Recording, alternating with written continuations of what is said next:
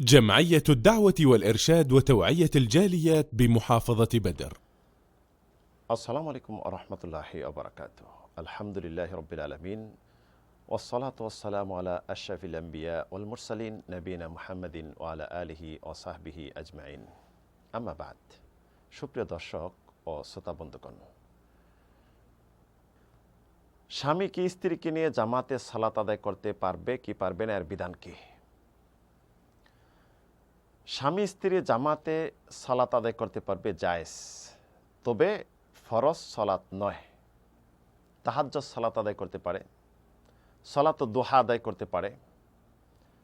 তাছাড়া ফরজ সালাত একজন পুরুষের জন্য মসজিদে জামাতের সাথে অংশগ্রহণ করে জামাতে উপস্থিত হয়ে আদায় করা ওয়াজিব, তার জন্য ফরদে আইন। রাসূল ইরশাদ করেছেন, মান সামিআন নিদা ফালাম ইয়াতি ফালা সালাত লাহু ইল্লা মিন উযরিন।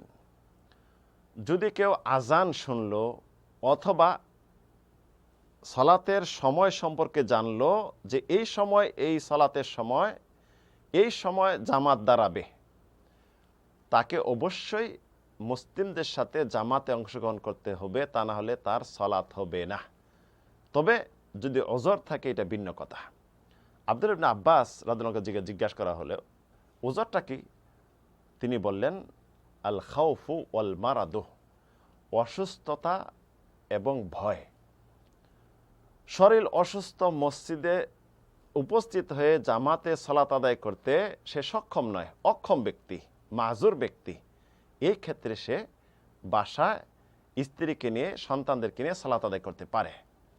এমনইভাবে ভয়, রাস্তায় ভয় রয়েছে, জীবনের আশঙ্কা রয়েছে, ক্ষতিগ্রস্ত হতে পারে, জীবন নাশ হতে পারে, যুদ্ধ বিগ্রহ এলাকা, এই ক্ষেত্রেও সে বাসাতে সালাত আদায় করে স্ত্রীকে নিয়ে, এটা তার জন্য জায়েজ। এছাড়া যদি অলসতাবশত স্ত্রীকে নিয়ে জামাতে ফরজ সালাত আদায় করে কোনো পুরুষ, তার সালাত হবে না। রাসূল সাল্লাল্লাহু আলাইহি সাল্লামের একজন সাহাবী অন্ধ রাসূলের কাছে আসলেন, এসে বললেন, ইয়া রাসূলুল্লাহ, লাইসা লি কাঈদুন ইয়ালুমুনি ইলাল মসজিদ। আমার তো কোনো এমন কেউ নেই যে আমাকে মসজিদে উপস্থিত করবে। ফাহাল্লি রুখসাতুন উসাল্লি ফি বাইতি, আমার কি কোনো অনুমতি আছে আমি বাসাতে সালাত আদায় করব?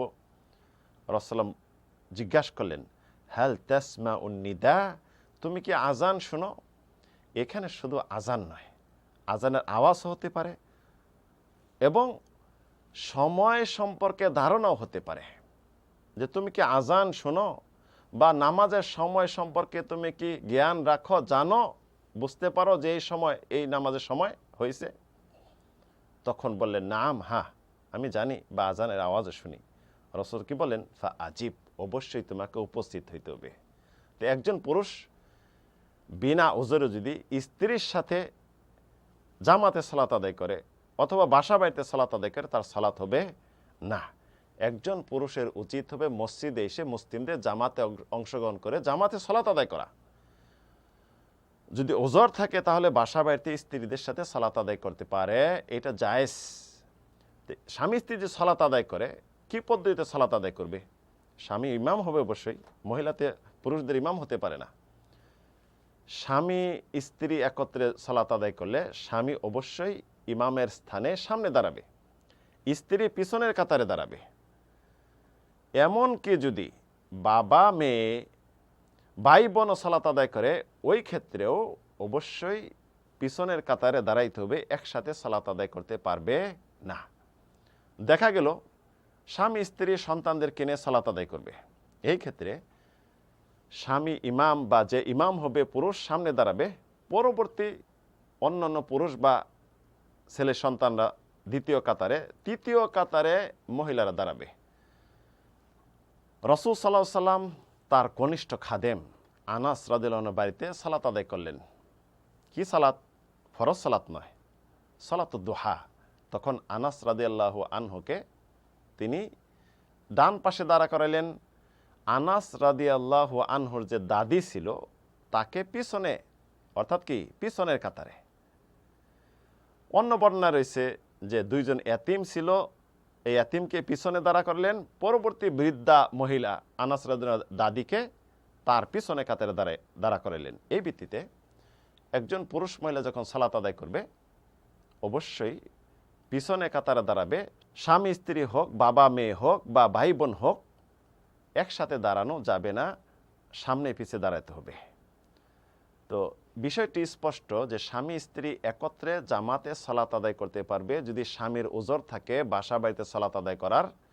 আর এছাড়া তাহাজ্জুদ সালাত যদি হয় আদায় করতে পারবে, নফল সালাত, সালাতুদ দুহা, চাষতের সালাত যদি জামাতে আদায় করতে চায় আদায় করতে পারবে স্বামী স্ত্রী। ফরজ সালাত ওজর সালাত যদি স্ত্রীকে নিয়ে বাসা বাড়িতে সালাত আদায় করে অথবা একাকী সালাত আদায় করে, তার সালাত সঠিক হবে না, তার সালাত হবে না।